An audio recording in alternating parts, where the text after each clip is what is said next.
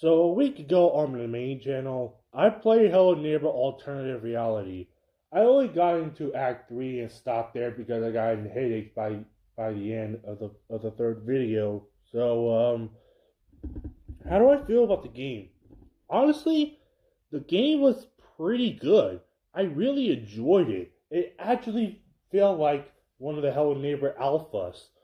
Like yeah, I like Helen here with the full game as well. I don't have a problem with it. The story for me was confusing for alternative reality. So here's what happened. At the beginning of Act One, the player hears screaming coming from across the street.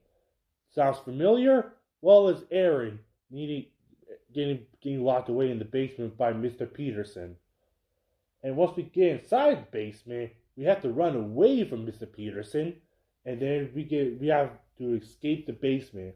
There is an alternative ending, but I couldn't get to the alternative ending for Act 2. We escape the basement, and then suddenly, broken windows are scattered across the living room, and the police have arrived. So, what happened? Did someone break into the house? It could be. So after a couple of months later, we move to another house, and yeah, we stay in that house for I don't know how long, and then we start seeing hallucinations of the guests from Hello Neighbor 2, and then so Nikki went to sleep. He wakes up, and then he hears screaming coming from the basement again. And so when the basement door opens, the neighbor locks away, kicks Nikki out, places him outside of the front porch, and Nikki said, "Heck no, I'm out of here." So Nikki drives around, sees the hallucination of the guests again, and he crashed. So Nikki had another nightmare where he ride on the train, has hallucinations of the neighbor, and has to see a white billboard on the ground. And then he wakes up seeing that the neighbor is missing. Yeah. I'm not sure how I feel about that. At least with the main game, it is a bit confusing, but it is easy to understand once you play Hello Neighbor Hide and Seek. As much as I don't like Hide and Seek, it is really important to the Hello Neighbor storyline. It's easy. The neighbor lost his wife, and then he lost his daughter, and so he locked up Aaron to make sure he doesn't lose him as well. So it's up to Nikki Roth to save Aaron, and then that's it.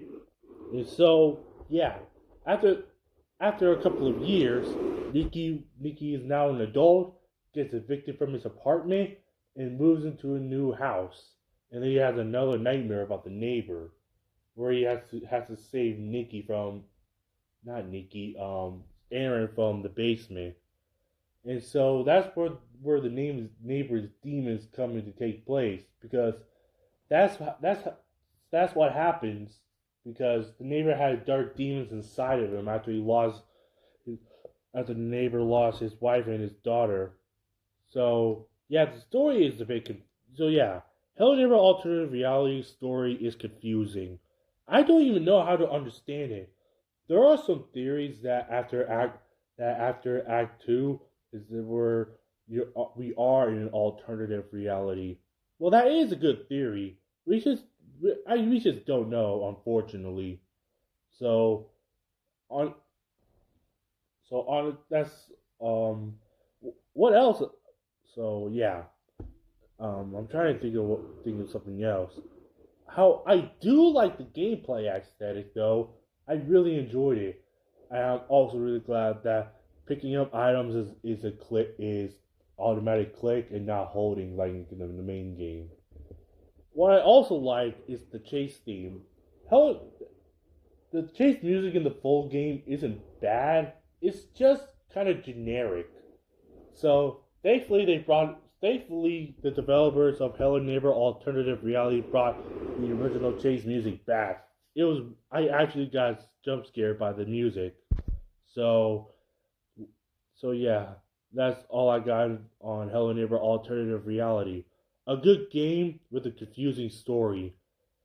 So yeah, Honestly, I honestly prefer both Hello Neighbor Alternative Reality and the main game to me, because Hello Neighbor isn't even that bad of a game. Despite a few glitches, you can still have a lot. You can still have a scare with the game. Don't believe me? Well, watch some other content creators' point of view of Hello Neighbor, like Dan TDM, Corey Kenshin, and Jacksepticeye. That's all I gotta say. Thank you guys so much for watching, and I'll see y'all next time.